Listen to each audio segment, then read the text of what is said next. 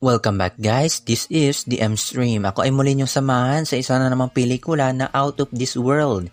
Ano-ano kaya ang mga small details at references na nalagpasan mo sa pelikulang Alien Covenant?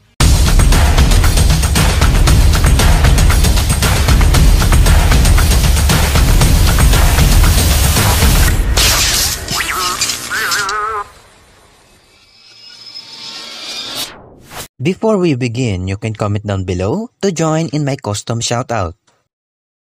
Ang ibon, maaaring nagtataka ka kung bakit isinama ko ito dahil isa ito sa mga kagamitan na ilang beses na lumalabas sa mga pelikula ng aliens. Walang nakakaalam kung bakit lagi nating itong nakikita.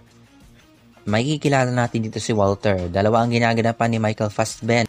Ito ay sila David mula sa pelikulang Prometheus at Walter ang isa pang version ni David at may ilang nagsasabi na ang pangalang ito ay isa sa mga tribusyon sa dalawang film producer ng mga pelikulang aliens na sila David Gayler at Walter Hill.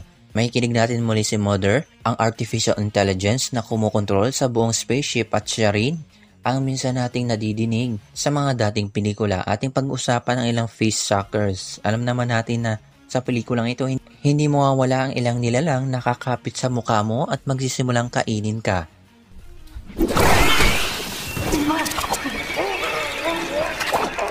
Sa pelikulang ito, maraming nagtataka kung bakit at kailan sila lumabas. Kung inyong mapapansin ang isang eksena bago iwanan ni David si Christopher sa isang room, napadaan sila sa isang labas at makikita natin ang drawing ng isang face sucker bago pa man mangyari ang insidente.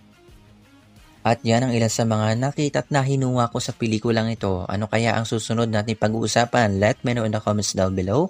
Leave a like, subscribe my channel, smash that bell. I'll see you on the next one.